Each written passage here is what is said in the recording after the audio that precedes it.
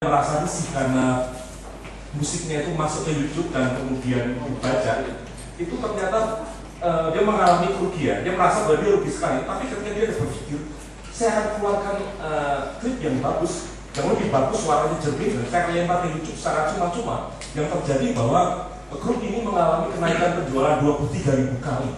Ini suatu angka yang sangat besar. Jadi, begitu dia digratiskan, jadi saya membayangkan tadi ya, idenya Mas Fajar tadi, kalau bukunya Mas Fajar tadi dilemparkan ke PDF, lalu kemudian ada 3 bab yang hilang, orang mikir ini apa sih, jangan-jangan itu yang sebenarnya ingin disampaikan, tapi yang semuanya itu cuma pengantar. Ini menjadi juga suatu fenomena. Nah, hal-hal semacam ini yang mungkin perlu kita pikirkan tidak dalam ini, tapi pasca festival tadi kita perlu pikirkan dengan serius bahwa pasar juga perlu kita, pasar dalam pengertian ini, konsumen atau dalam pengertian pembaca, itu perlu kita pikirkan dengan baik, dan bagaimana kita cari-cari yang ada dari DKI, dari PT Kosta, dari manapun, apa istilahnya kita bisa istilahnya bersatu. Ada satu kalimat yang menarik yang ditulis, yang dikatakan Bung Karno ketika menjelang 1928, dia mengatakan semua orang berpikir tentang kedaerahan, yang Jawa melakukan dengan cara yang baik ya, karena pada waktunya ketika dunia jejaring maya komunitas ini solid, ini akan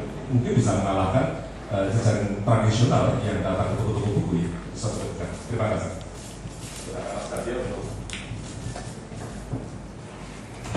Menjawab pertanyaan tanggung jawab saya sebagai orang Kristen yang juga punya perasaan bagaimana sih kita seharusnya bersikap. Mengapa saya beri judul pengeras suara gereja? Itu karena isinya sederhana. Ada rapat-rapat majelis, seringkali jemaat itu minta bocorannya. Dan celakanya ada anggota majelis yang juga membocorkan apa yang dibahas di rapat majelis. Jadi hal-hal seperti inilah, ya. Tapi bukan berarti kemudian yang buruk-buruk semua tidak. Di buku itu juga saya ungkap bagaimana sih pergumulan gereja untuk mendapatkan izin tempat beribadah saja sulitnya minta ampun, ya.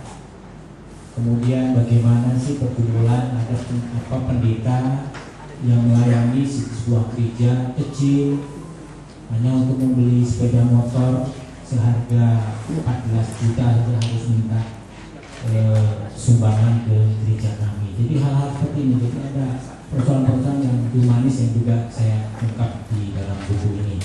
Tapi ya sabar saja lah, jangan digratiskan dulu. Jadi masih dapat klasiknya dulu.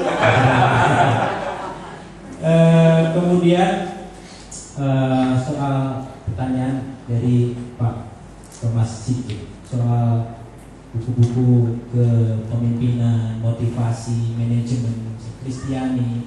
Memang seperti yang diungkapkan Mas Kavin tadi ini sudah banyak. Tetapi jujur saya justru lebih banyak menikmati untuk pengembangan diri saya, motivasi, inspirasi justru dari penulis-penulis yang bukan Kristen atau ya penulis sekuler. Saya beberapa hari yang lalu saya juga dikirimi sebuah buku yang menulis Arfan Pradiansah. Saya tidak tahu apakah ada di antara kita yang tahu siapa dia. Dia sebenarnya konsultan SDM dan juga menulis beberapa buku. Yang judulnya adalah You Are Not Alone. Not-nya tidak begitu kelihatan karena kalau dari jauh itu judul bukunya adalah You Are Alone. Bagus. Dari membaca buku itu saya justru bisa memahami dan bisa taat betul bagaimana saya harus berdoa, bagaimana saya harus bersikap dan berperilaku. Karena Arfan Pradiansah ini meskipun dia seorang muslim, tapi dia juga belajar Alkitab dan juga Alkitab yang lain. Dari situ saya termotivasi bagaimana untuk menjadi seorang katakanlah penganut agama yang baik. Ya, syukur. Ini seperti itu. Dan buku-buku yang sekarang ini laris di pasar ini saya kutip dari ungkapan.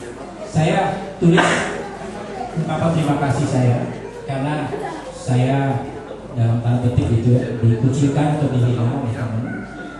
Saya tulis, terima kasih Tuhan, Engkau hadapkan saya dengan kecongkaan, karena darinya saya dapat belajar bagaimana bersikap rendah hati. Wow, banyak itu beberapa komentar teman-teman saya yang lintas agama menyukai status yang saya tulis. Begitu ada yang berkomentar, betul kan Tuhan Yesus sudah mengajarkan kita seperti itu, langsung drop, nggak ada reaksi apa-apa. Fakta loh ini, fakta, ya seperti itu. Ketika udah secara demonstratif, gitu udah langsung nggak ada yang baca. Tapi kalau yang berbau kontroversial seperti David Sikut atau Yesus diuji, itu akan laku. Nah, selain agama juga soal Cina, yang berbau dengan Cina itu juga laku. Itu yang saya ketahui seperti itu. Memang sekarang kita tinggal pandai-pandai saja bagaimana kita